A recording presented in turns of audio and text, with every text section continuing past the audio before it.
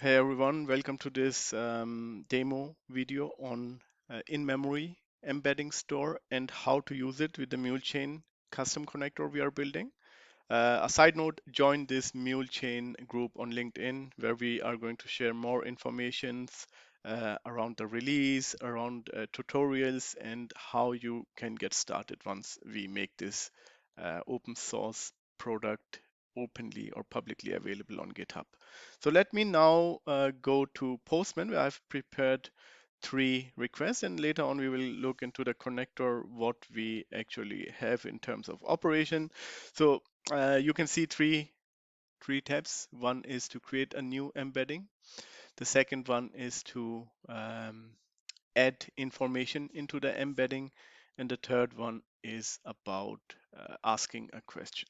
So what I would like to do is I would like to ask the question first to see, because currently that we don't have any embedding as such. So the question should be answered using the general information which is available to the LLM.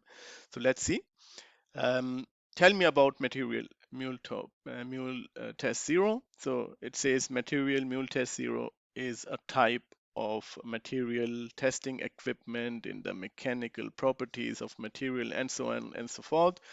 But in our context, every SE who has been working with the MuleSoft SAP ECC demo environment knows that Mule Test Zero is a material which we use to demo things. And here I have created already a file which is called demo file, where I have listed all the information what mule test is and for what we need. It is related to SAP ECC environment, and it helps us to simulate the order management, understand the materials and so on, and the whole master data around SAP ECC environment.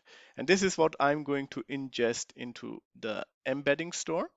So let me now say add a new file to the embedding store. First of all, I already created a new embedding, but currently I have a fixed name for the embedding. When I say it will always get updated, if there is already a file, it will be overwritten with this one.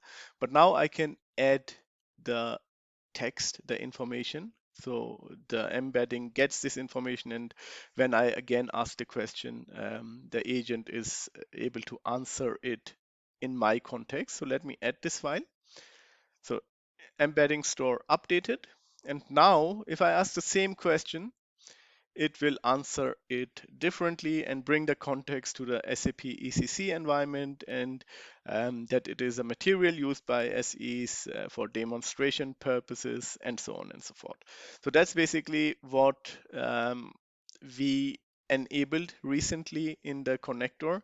And now let me show you these few operations which we added.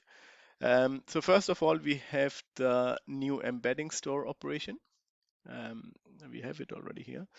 But let me show you the other two as well. So once you use this operation, you can also provide input file name, which will be used to create that embedding store.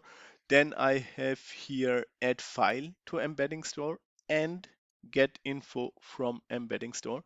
So that's basically what we have here. Uh, Sorry, let me get rid of it. Okay, so what is new embedding store? Here you can see already that I have parameterized it.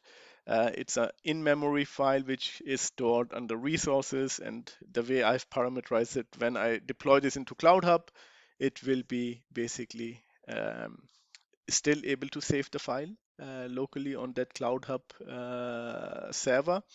And that's done with the store name. For what is the embedding store name you want to save it to, provide the full path basically here. The second thing is, once you add the file, you can again, the store name, provide the same store name or a different one to add the knowledge into your embedding store through a text file in this scenario. And later on, we can read from that embedding store, where you have the store name here. In my application, it's static, but it's the same in-memory store which I have been using. And with the question I'm asking, it used that knowledge to answer my question. And that's pretty simple and easy to use and allows you to really create multiple in-memory embedding stores and have different purpose in terms of customer service, sales operation, and so on and so forth to allow your agents to get the dedicated knowledge from the dedicated embedding store. At a later stage, we are going to also add commercial embedding stores, but for now, I think that's already very powerful. And with that, we are already at the end of our session. Don't forget to join this group. Looking forward to see you there.